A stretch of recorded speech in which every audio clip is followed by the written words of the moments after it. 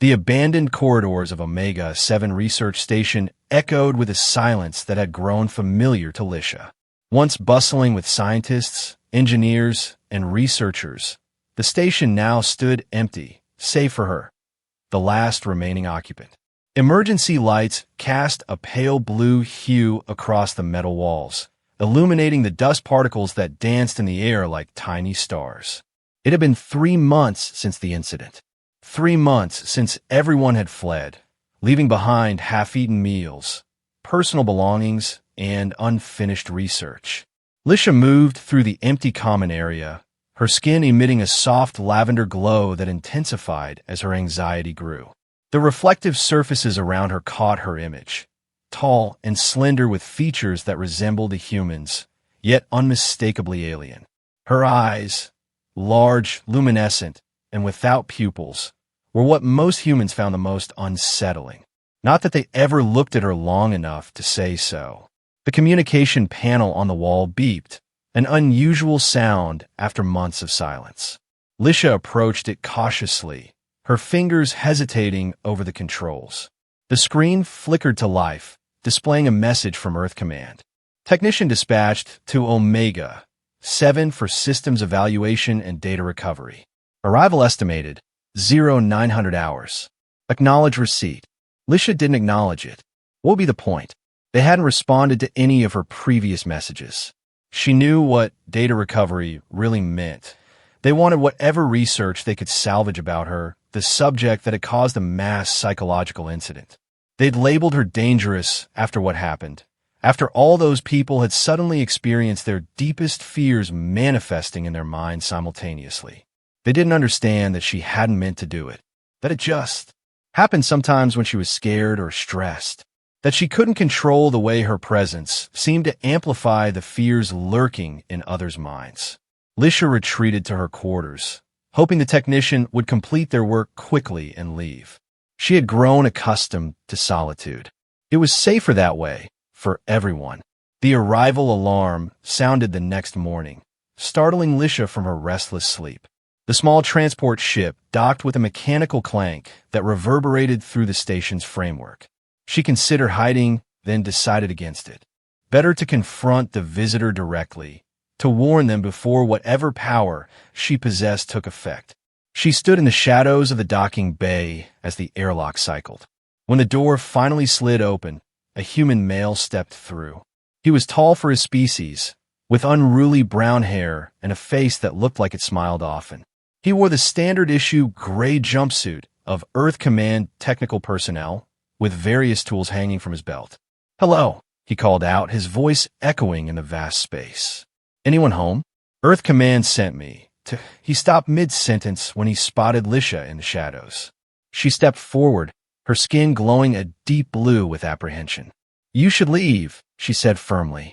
"Everyone's afraid of me." The man stared at her for a long moment, his expression unreadable. Then, unexpectedly, his face broke into a smile, warm and genuine. "Well, that's a relief," he said, setting down his equipment bag. "I'm just a technician, not a psychologist. I'm only afraid of printers.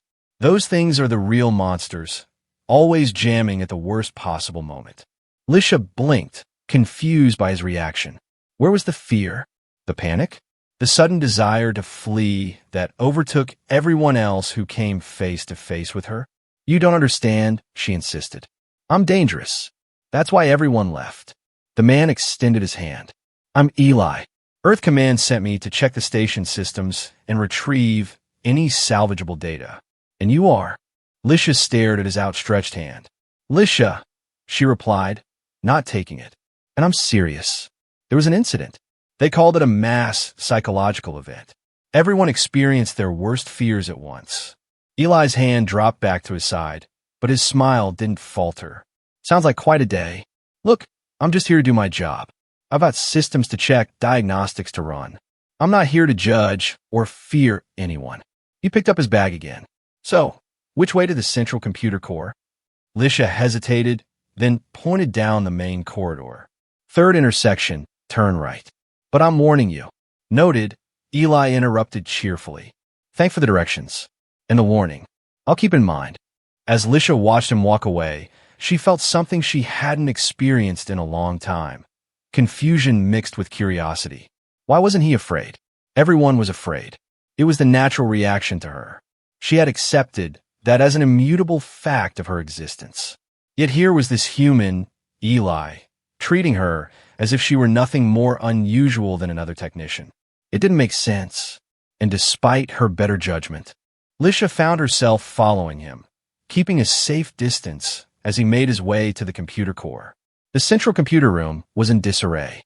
In their haste to evacuate, the station personnel had left systems running, panels open, and diagnostic tools scattered across workstations. Eli whistled as he surveyed the mess. Well, this explains why half the systems are malfunctioning, he muttered, setting his bag down and pulling out a tablet.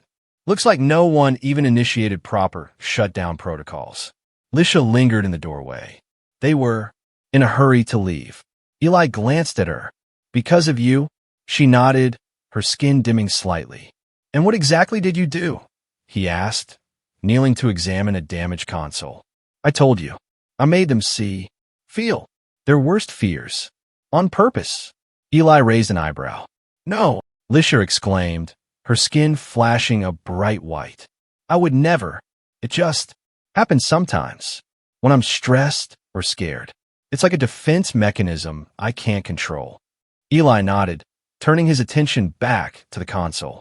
So, basically, you're saying you're an empath in reverse. Instead of feeling others' emotions, you project emotions onto them. Lisha had never thought of it that way. Yes, I suppose that's one way to describe it. Interesting, Eli said, pulling a tool from his belt and beginning to repair the console. Any chance you could help me? I could use an extra pair of hands. You want my help? Lisha couldn't hide her surprise. Even knowing what I might do, Eli shrugged. I've got work to do, and you're the only other person here. Besides, you seem to have managed not to terrify me yet. So I'm thinking maybe it's not quite as automatic as you believe. Hesitantly, Lisha approached. For the next few hours, she assisted Eli as he repaired and rebooted various systems around the computer core. To her amazement, nothing happened. No accidents, no sudden fear responses, no inexplicable terrors manifesting in Eli's mind. Just normal, mundane work. As they were finishing up for the day, Eli wiped sweat from his brow and smiled at her. See? Not so scary after all. You don't understand? Lisha insisted. It's not always immediate. Sometimes it takes time for my presence to affect humans. Eli nodded seriously. Well, if I suddenly start screaming in terror, I'll be sure to let you know it's your fault. Despite herself, Lisha felt a small smile tugging at her lips. It had been so long since anyone had joked with her, treated her as something other than a threat or a research subject. Hungry? Eli asked, packing up his tools. I brought some actual food. Nothing fancy, but better than those nutrition packs they stock these places with. You're offering to share your food with me? Lisha asked incredulously. Is that weird? Should I not do that? Eli looked genuinely confused. It's just, no one has ever. She trailed off, unsure how to explain. Well, there's a first time for everything, Eli said, gesturing for her to follow him. Come on, let's eat, and you can tell me more about this place and what happened. Against her better judgment, Lisha followed him to the station's small kitchen area. As Eli prepared a simple meal from supplies he'd brought, she found herself studying him. There was something different about this human, not just his lack of fear, but something in how he carried himself, with a kind of stubborn optimism that seemed impervious to darkness. So, Eli said as they sat down to eat, you've been alone here since everyone left? Lisha nodded. Earth Command ordered immediate evacuation after the incident. But they couldn't evacuate me. They were afraid of what might happen if they put me on transport with others. So they left me here until they could determine an appropriate containment solution. And how long ago was that? 3 months, 2 weeks, for days, Lisha replied without hesitation. Eli's expression darkened. They just abandoned you here? For over 3 months? That's practical, Lisha finished for him. I am dangerous, whether you believe it or not. Have you ever physically harmed anyone? Eli asked. No, but have you ever tried to harm anyone? No, of course not. Then you're not dangerous, Eli said firmly. You have an ability that can cause discomfort or fear, but that doesn't make you dangerous. It makes you different. Lisha stared at him, her skin shifting to a soft pink hue. No one had ever defended her before. You're very strange for a human. Eli laughed. I'll take that as a compliment. After dinner, Eli explained that he needed to check the environmental systems before retiring for the night. Lisha offered to show him the way, leading him through the winding corridors to the station's life support control room. So why did they send you alone? She asked as they walked. Usually, they send teams for maintenance operations. Eli hesitated before answering. Let's just say I'm not exactly their star employee. I have a habit of doing things my own way, which doesn't always align with Earth Command protocols. They sent you because you're expendable, Lisha realized aloud. Harsh, but not entirely untrue, Eli admitted with a wry smile. If the scary alien lady melts my brain, they probably figured it wouldn't be a huge loss to the technical division. They reached the environmental control room, where Eli began checking readings and making adjustments. As he worked, Lisha noticed a maintenance log tablet that had been left behind. Curious, she picked it up and scrolled through the entries from before the evacuation. They were studying me, she said quietly, reading the notes. Dr. Himura was monitoring my brain activity. He thought my ability might be used as a defense mechanism against hostile species. Eli glanced over. Were you aware they were doing this? They told me they were trying to help me control it, Lisha replied, her skin darkening to a deep purple with anger. They lied. Suddenly, the lights in the room began to flicker. The temperature dropped noticeably, and a high-pitched whine emanated from the control panels. Eli shuddered visibly, his hands gripping the edge of the console. Lisha stepped back in alarm. I'm sorry. I didn't mean to. But instead of running, Eli took a deep breath and straightened. It's okay, he said, his voice steady despite the slight tremor in his hands. If that's how you protect yourself, it's not half bad. You felt it? Lisha asked, her skin gradually returning to its normal luminescence. Eli nodded, just for a second, like someone walked over my grave. He smiled weakly. But I'm still here, see? No running and screaming. Why? Lisha asked, genuinely puzzled. Why aren't you afraid of me like everyone else? Eli was quiet for a moment, focusing on the panel in front of him. Finally, he spoke without looking up. You make people see the fear that's already inside them, Lisha. I learned to live with mine a long time ago. What do you mean? Eli sighed, turning to face her.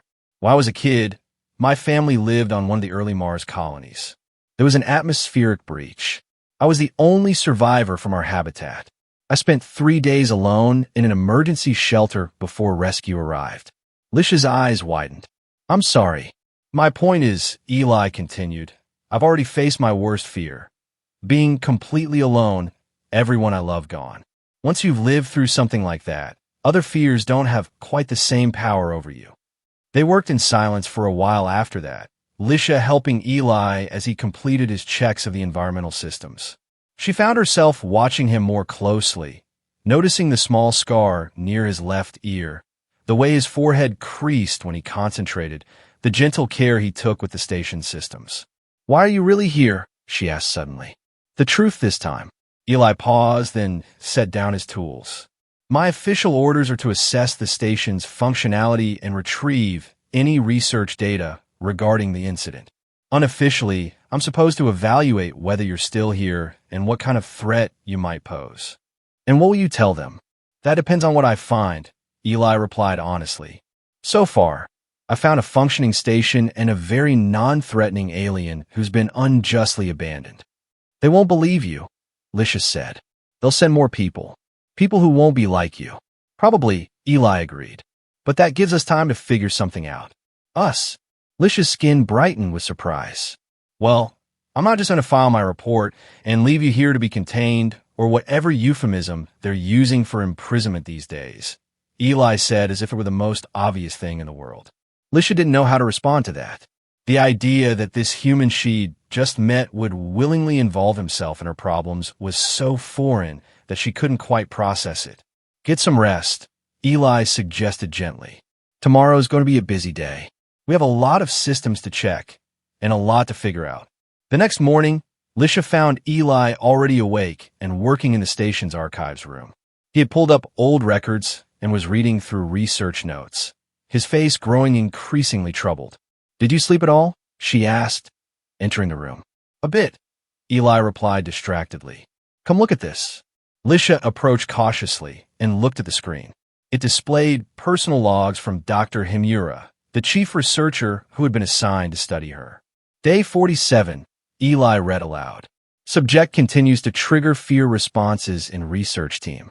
Notably, the fear manifestations are unique to each individual, suggesting the subject somehow accesses specific neural pathways associated with previously experienced trauma. Most intriguing is that these manifestations occur despite the subject's apparent distress at causing them. Recommend increasing isolation protocols to minimize exposure to non-essential personnel. "They knew I wasn't doing it deliberately," Lisha said softly. "There's more," Eli continued, scrolling through the entries. Day 62, breakthrough today. When subject forms positive rapport with team members, the fear manifestations decrease significantly. Dr. Kwan's exposure yielded minimal response after 3 consecutive days of positive interaction. This suggests the ability may be tied to the subject's own emotional state. "Dr. Kwan," Lisha murmured. "She was kind to me. She would bring me books and talk to me about her home on Earth." Day 65, Eli read on, his voice hardening. "Earth Command has rejected our proposal for a modified interaction protocol. New directives emphasize defense applications. Team ordered to induce stress responses in subject to measure maximum fear projection capabilities." Lisha's skin paled to an almost white glow. "They made me afraid on purpose? To see what would happen?" Eli's jaw tightened. Day 73. Catastrophic failure of containment protocols.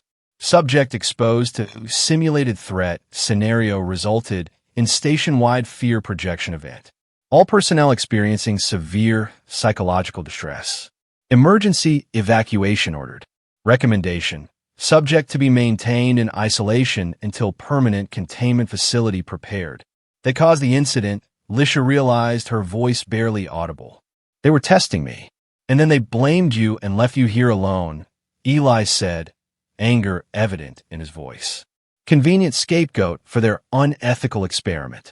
Lisha turned away, moving to the observation window that looked out into the vastness of space.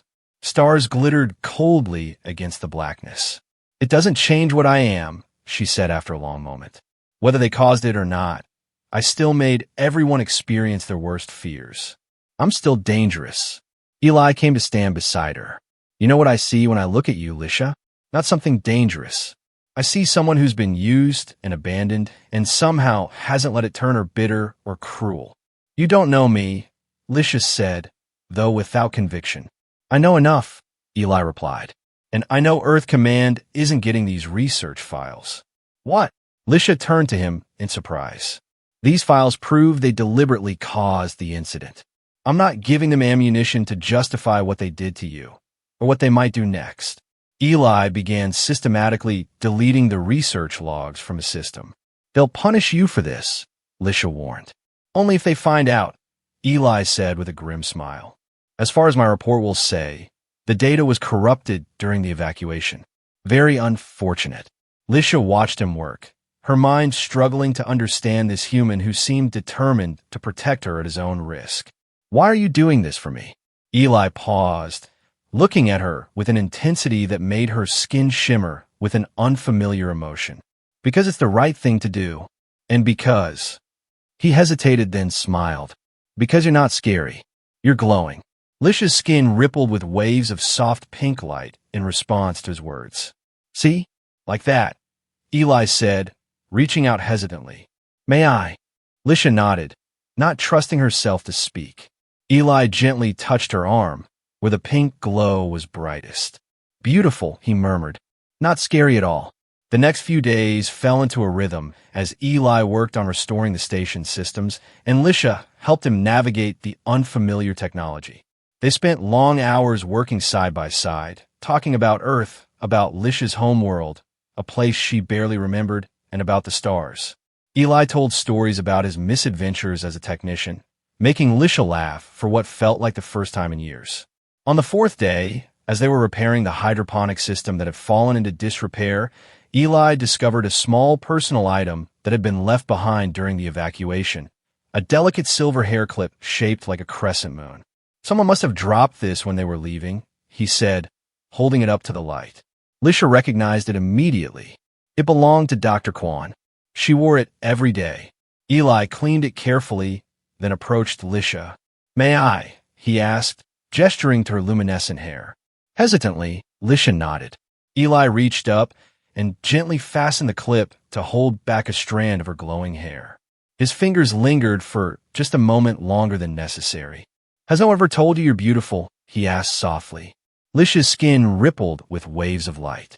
No one ever stayed long enough to look. The simple truth of her words hung in the air between them.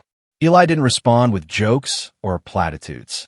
He just looked at her, really looked, with an expression she couldn't quite decipher. That night, Lisha found herself unable to sleep. She wandered the quiet corridors of the station until she came to the observation deck. Through the vast windows, the stars stretched out in endless patterns, cold and distant. She had always found comfort in their constancy, their silent presence. "Couldn't sleep either?" Eli's voice came from behind her. Lisha turned to see him entering the deck, carrying 2 steaming cups.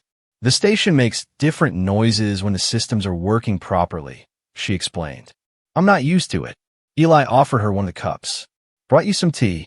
"Well, technically it's a tea-adjacent substance from the food synthesizer, but it's warm and not entirely unpleasant." Lisha accepted the cup with a small smile. "Thank you." They stood in comfortable silence for a while, watching the stars. Finally, Eli spoke. "I need to tell you something. My mission parameters include a schedule. If I don't report back within 7 days, they'll send a security team." "How many days has it been?" Lisha asked, though she already knew the answer.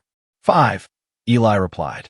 "I need to transmit something soon, or they'll assume the worst." Lisha's skin dimmed. "You should go. Return to Earth Command. Tell them I'm no longer here, that I found a way to leave the station." "And leave you here alone again?" "Not a chance," Eli said firmly. "Then what?"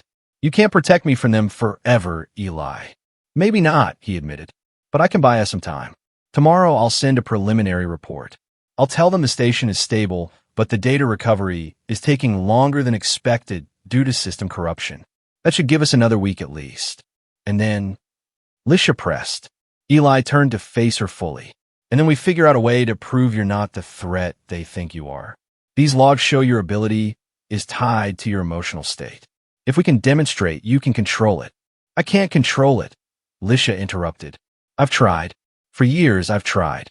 "Have you?" Eli challenged gently. "Or have you been too afraid to really try because everyone treated you like a monster?" Lisha had no answer for that. "Look at us right now," Eli continued. "We've been together for days. I felt traces of your ability, little shivers of unease, fleeting moments of anxiety, but nothing like what happened to the research team. Why do you think that is?" "I don't know," Lisha admitted. "I think you do," Eli said softly. "I think it's because you feel safe with me. Because for the first time, someone is treating you like a person instead of a threat or an experiment." He reached out slowly and took her hand. Her skin glowed brighter at his touch, but the light was warm and steady. "See?"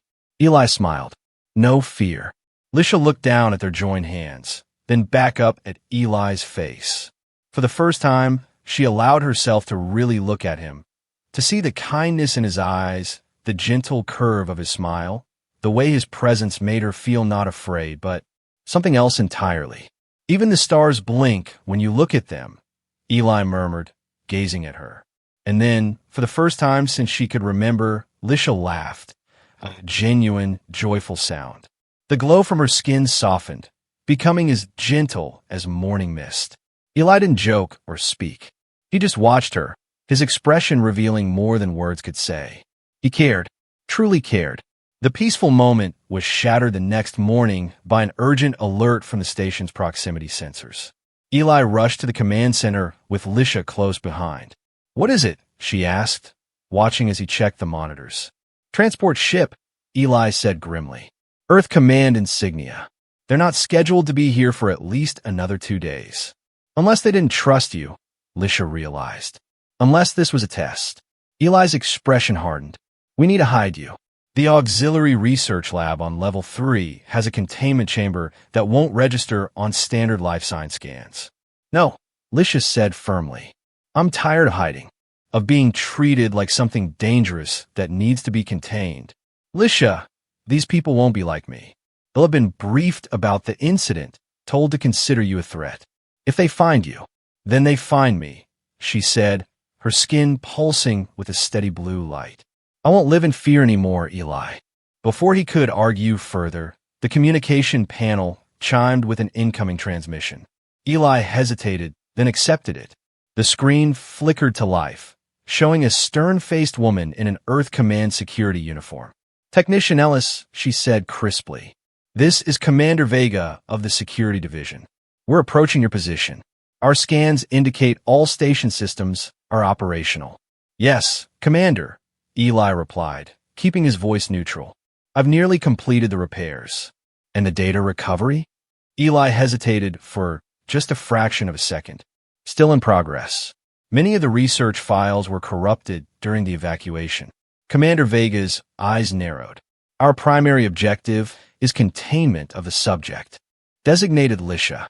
Our intelligence indicates she may still be present on the station. Confirm. Eli glanced at Lisha, who stood just out of the transmission field. She gave him a small nod. I can confirm the subject is no longer a threat to personnel, Eli said carefully. That wasn't my question, Technician, Vega said sharply. Is the alien present on the station? Yes or no? Before Eli could answer, Lisha stepped into view of the communication panel. I'm here, Commander Vega. The commander's expression hardened. Technician Ellis, you will secure the subject in isolation immediately. We will dock in 30 minutes and take appropriate containment measures. Commander, Eli began, if you just review the data I've recovered. That's an order, Technician. Vega out. The screen went dark. You shouldn't have done that, Eli said, turning to Lisha. I told you I'm done hiding. Her skin had taken on a resolute silver glow. But you should go. When they arrive, tell them I threatened you, that you had no choice but to comply with my demands.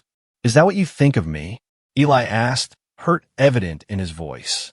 That I'd abandon you to save myself? I think you're a good person who doesn't deserve to have his career destroyed because of me. Eli's expression softened. My career isn't worth much if I have to betray my principles to keep it.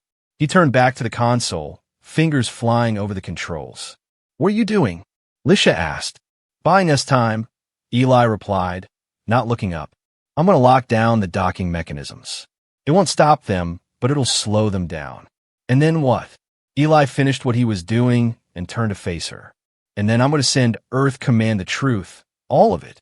The research log showing they deliberately caused the incident, the data proving your ability is tied to your emotional state, everything.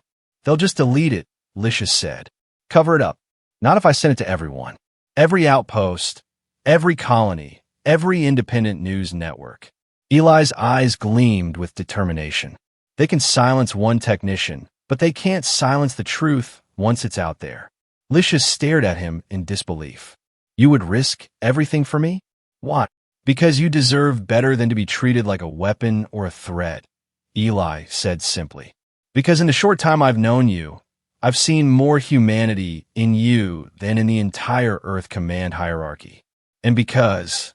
He hesitated, then continued softly. Because I care about what happens to you, Lisha.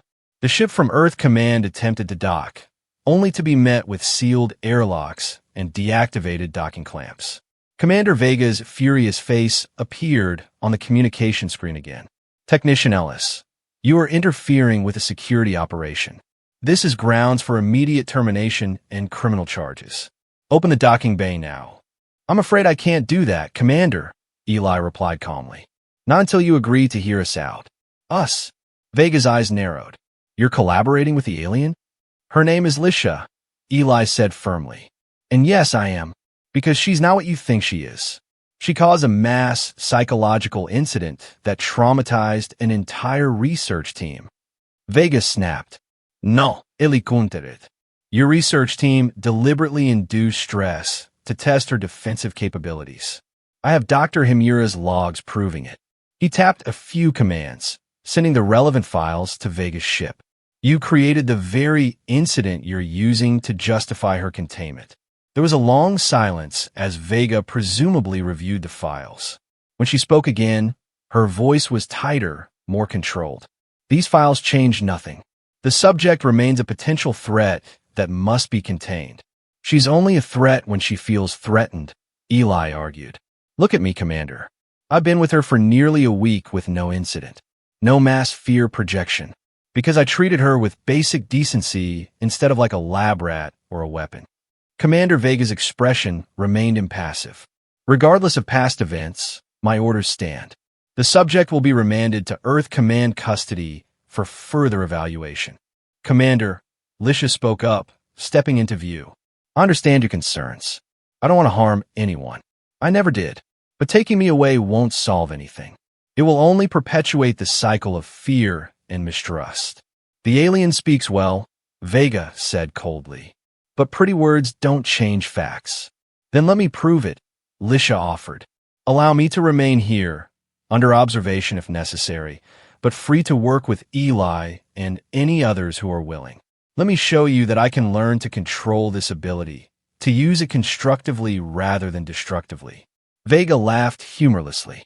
And why would Earth Command agree to such an arrangement? Because, Eli interjected, if you don't, every colony and outpost in the system will know how Earth Command deliberately caused a psychological incident, then abandoned an innocent being to take the blame. His finger hovered over the transmission button. Your choice, Commander. Hours later, after tense negotiations and multiple consultations with Earth Command superiors, a compromise was reached. Lisha would remain on Omega 7 station under minimal security protocols. Eli would stay as the primary technical officer, with a small research team to be assembled for volunteers only. Those who understood the situation and were willing to work with Lisha on controlling her abilities. Commander Vega's team would depart, but a single security officer would remain on station as Earth Command's representative. In return, Eli agreed not to distribute the damning research logs, though he made it clear he had secured copies that would be automatically released if anything happened to either him or Lisha. As Vega's ship finally departed, Lisha and Eli stood in the observation deck, watching it shrink to a distant point of light among the stars. Do you think they'll honor the agreement? Lisha asked softly. They don't have much choice, Eli replied. Public opinion would crucify them if the truth got out. Besides, the commander may be tough, but she's not unreasonable. I think she was genuinely disturbed by those research logs. Lisha turned to him, her skin glowing with a gentle warmth. You saved me, Eli. Not just from them, but from myself. From believing I was nothing but a monster to be feared. Eli shook his head. You saved yourself. All I did was remind you that you had the power to do so. He reached out and gently adjusted the silver moon clip in her hair. So what now? We have a station to ourselves for at least a week before the volunteer research team arrives. Now, Lisha said thoughtfully, we rebuild. Make this place a home instead of a prison. And that's exactly what they did. Over the next days, they repaired and reconfigured the station systems. They restarted the hydroponics bay, planting vegetables and herbs in the nutrient beds. They restored the water recycling system to peak efficiency. They reopened the station's extensive library database, and Eli showed Lisha how to access entertainment feeds from Earth and the colonies. In the evenings, they would sit in the observation deck, talking for hours as the stars wheeled slowly past the windows. Eli told stories of his childhood on Mars before the accident, of his years at the Technical Academy, of his dreams of one day having his own ship to explore the outer reaches of the solar system. Lisha shared what little she remembered of her home world.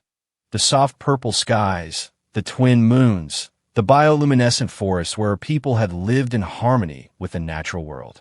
She spoke of being found by a human exploration team as a child, the sole survivor of some forgotten disaster, of being brought to Earth and studied, tested, poked, and prodded as scientists tried to understand her unusual physiology and abilities. "I never had a place that felt like home," she admitted one night as they sat shoulder to shoulder, watching a meteor shower outside the station. "I was always the subject, or the specimen, or the alien. Never just me." "And now?" Eli asked, his voice soft in the dimmed light of the observation deck. Lisha's skin rippled with gentle waves of lavender and rose. "Now I feel like I might belong somewhere." For the first time, Eli smiled, his eyes reflecting the starlight. "You do belong. Here. With—" He hesitated, then finished simply, "with people who see you for who you are." The days passed in a rhythm of work and conversation. Eli taught Lisha about Earth's cultures and histories, sharing stories and music and art from his homeworld. In return, she showed him how to recognize patterns in stellar formations that her people had used for navigation, ancient knowledge that she hadn't realized she still carried within her. One morning, as they were calibrating the long-range sensors, the communication panel chimed with an incoming transmission. They exchanged a quick glance before Eli accepted the call. "Technician Ellis," came the crisp voice of Commander Vega. "Status report. All station systems operating at optimal levels, Commander," Eli reported. "Lisha has been helping with the calibrations. She has an intuitive understanding of spatial alignments that's quite remarkable." Vega's expression remained impassive. "And there have been no incidents." "None," Eli confirmed. "As I told you, Commander, when Lisha feels safe and respected, her abilities remain dormant." The commander's eyes shifted to Lisha. "Is this true?" "Yes," Lisha answered, stepping forward. "I've been working with Eli to understand my abilities better.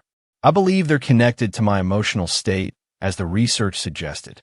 When I'm afraid or threatened, they manifest as a defensive mechanism. But in a supportive environment, they remain under control." Vega nodded slowly. "The volunteer research team has been assembled. They will arrive in 3 days. Dr. Valencia will be leading the group. She specializes in xenobiology and has been briefed on your unique situation." "Thank you, Commander," Lisha said sincerely. "I look forward to working with Dr. Valencia and her team." After the transmission ended, Eli turned to Lisha with a grin. "See? Progress. Even the ice-cold Commander Vega is starting to come around." "Perhaps," Lisha said, less convinced. "Or perhaps she's just following orders." "Either way, it's a step forward," Eli insisted. "And this Dr. Valencia, I've heard of her. She has a reputation for ethical research practices and genuine respect for non-human species." Lisha's skin glowed a tentative yellow. "Do you really think this could work? That I could learn to control my abilities completely?" "I do," Eli said confidently. "But more importantly, do you?" "I'm starting to," Lisha admitted. That evening, as they shared dinner in the common area, a comfortable silence fell between them. Lisha found herself studying Eli's face.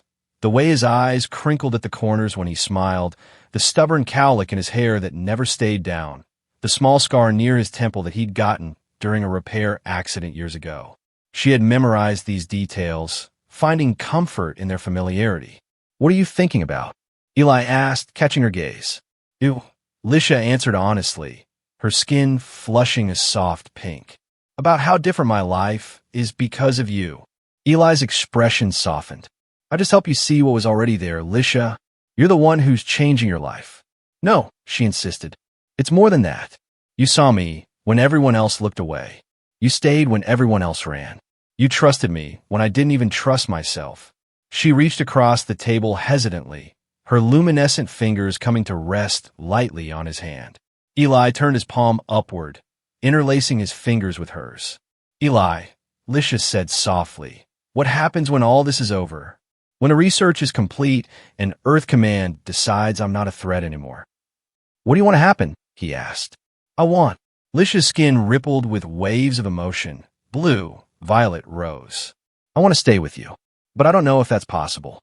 You have your life on Earth, your career with Earth Command." Eli squeezed her hand gently.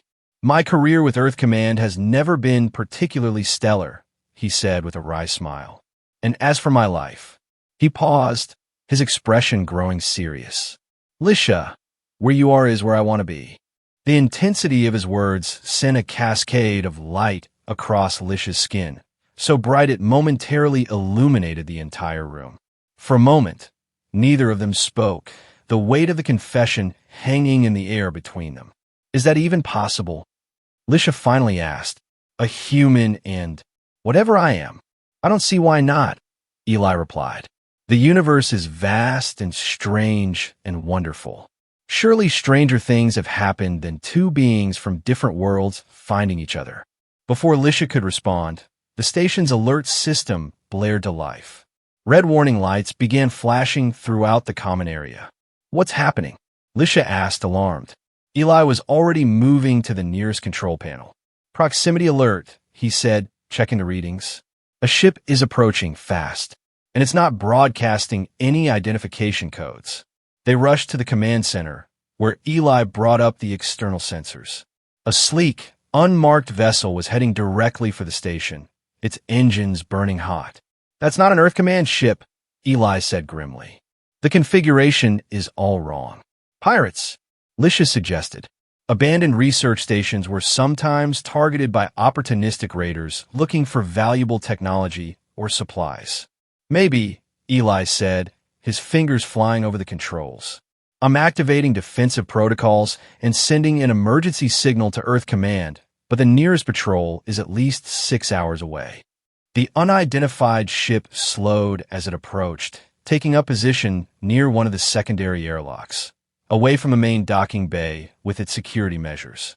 They're preparing to board, Eli said, his voice tight. I'm sealing all internal bulkheads and rerouting life support away from that sector.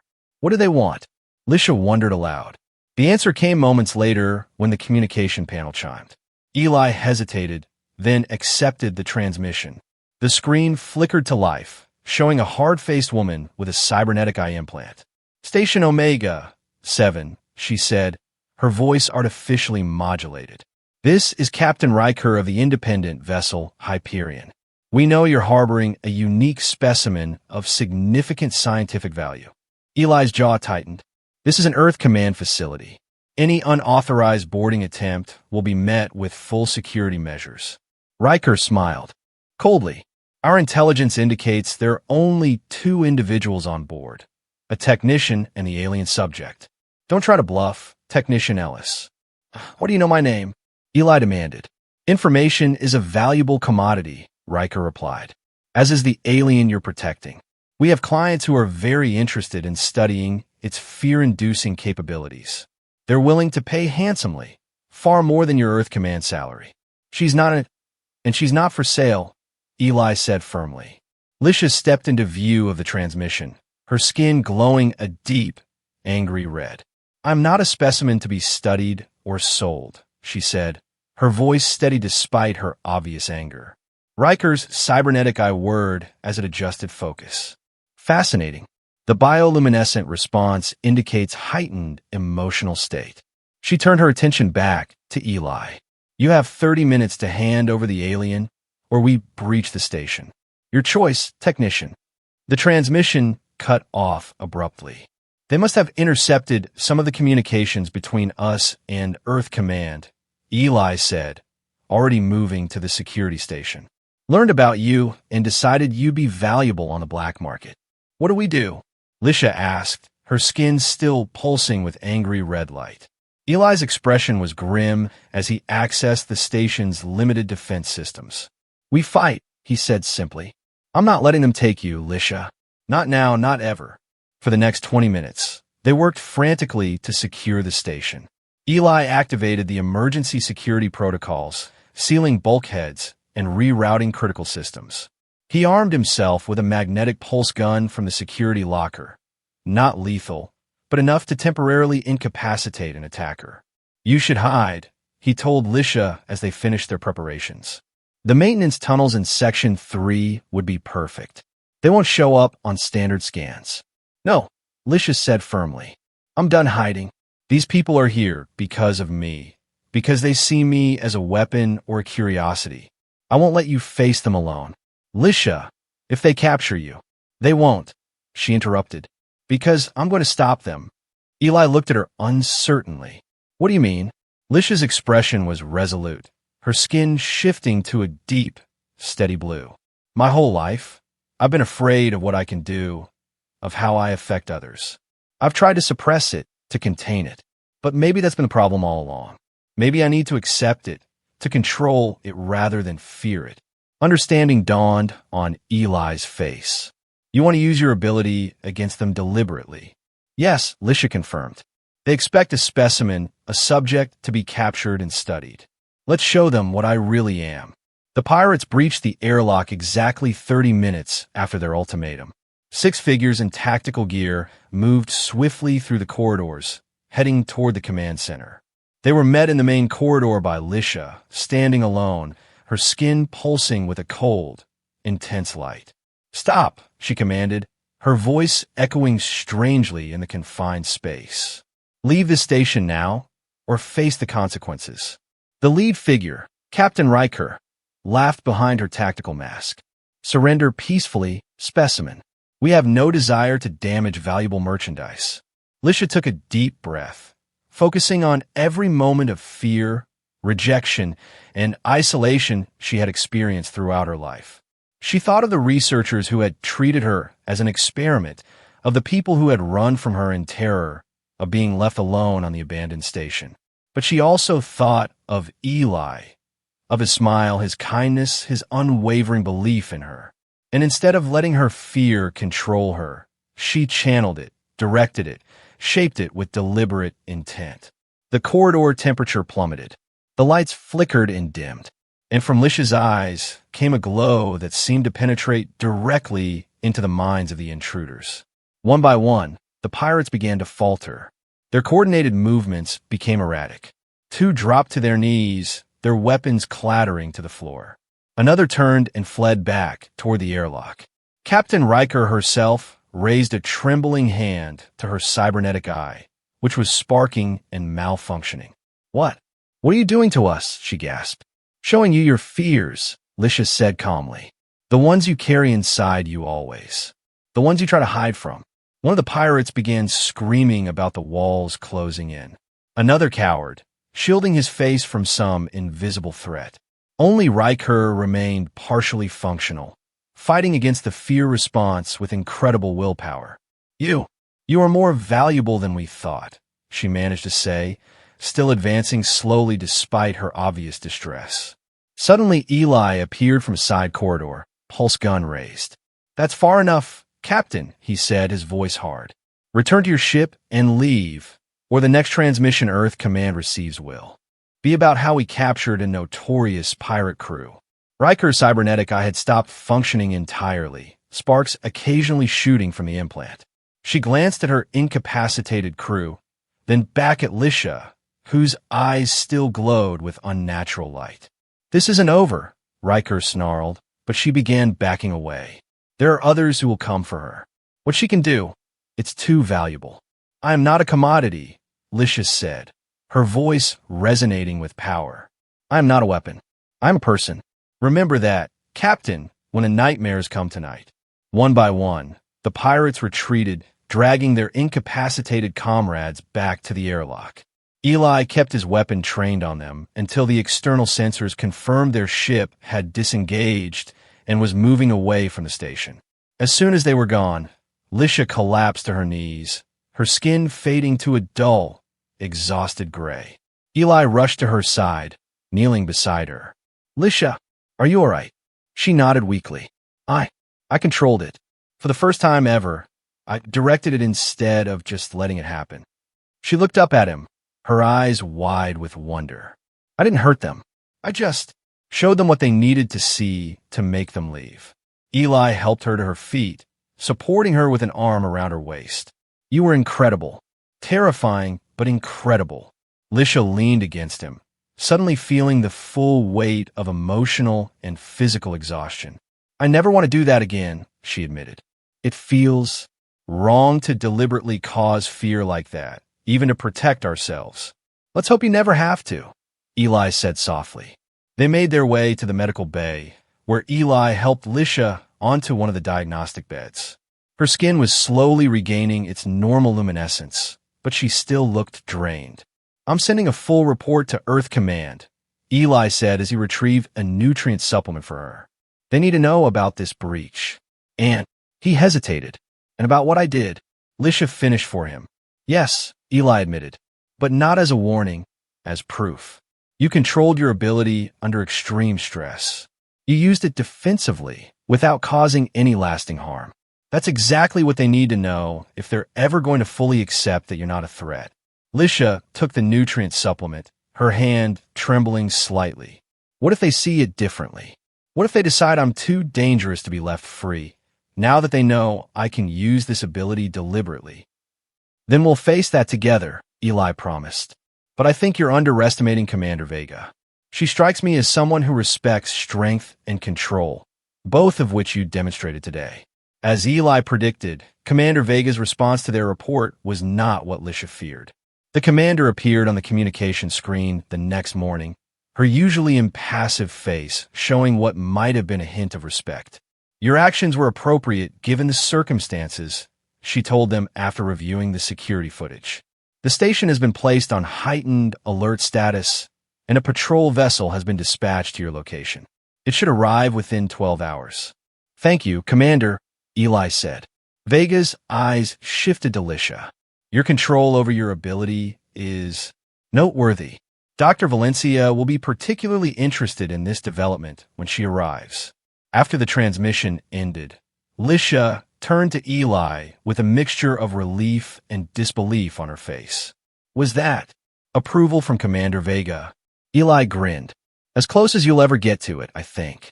The patrol vessel arrived as promised, bringing with it additional security personnel who would remain stationed at Omega 7 until further notice. The following day, Dr. Valencia's research team arrived. 5 scientists of various specialties, all volunteers who had been fully briefed on Lisha's situation. Dr. Valencia herself was a surprise, a warm, enthusiastic woman with silver streak hair and laugh lines around her eyes. She greeted Lisha not as a subject or specimen, but as a colleague. "I've been studying the files technician Ellis transmitted," she told Lisha during their first meeting. "Your ability is fascinating from a neurological perspective. I believe it operates on a form of telepathic resonance. You're not creating fears, but rather amplifying and projecting what already exists in the minds around you." Over the next weeks, Lisha worked closely with Dr. Valencia and her team, participating in carefully designed experiments to better understand and control her ability. They discovered that with practice, Lisha could not only suppress the fear projection entirely, but could potentially redirect it toward more positive emotional responses. "It's all about emotional resonance," Dr. Valencia explained during one session. "Fear was simply the default because that's what you were experiencing so often. Your own fear being reflected back at you in an endless loop." Throughout it all, Eli remained by her side, supporting, encouraging, believing. And in the quiet moments between research sessions and station duties, their connection continued to deepen. One evening, nearly 2 months after Eli had first arrived at the station, they stood together on the observation deck, watching as a distant comet streaked past, its tail a brilliant blue against the blackness of space. "Dr. Valencia says they're making incredible progress," Eli remarked. "She's already talking about potential applications for your ability, therapy for trauma victims, training for high-stress professions, turning what was once feared into something that helps people." "It still seems unreal," Lisha admitted, "that something that caused so much pain could be transformed into something healing. That's the way of the universe, isn't it?" Eli said softly. "Stars explode and scatter their elements across space, which eventually form new worlds. Destruction leading to creation." Lisha turned to look at him, her skin glowing with a warm, golden light. "When I first met you, I said that everyone was afraid of me. And I said I was only afraid of printers," Eli recalled with a smile. "You were the first person who looked at me and saw past the fear," Lisha said, her voice soft with emotion. "The first person who stayed." Eli reached out, gently touching her luminescent cheek. I'm still here, he said simply. And I'm not going anywhere. Promise?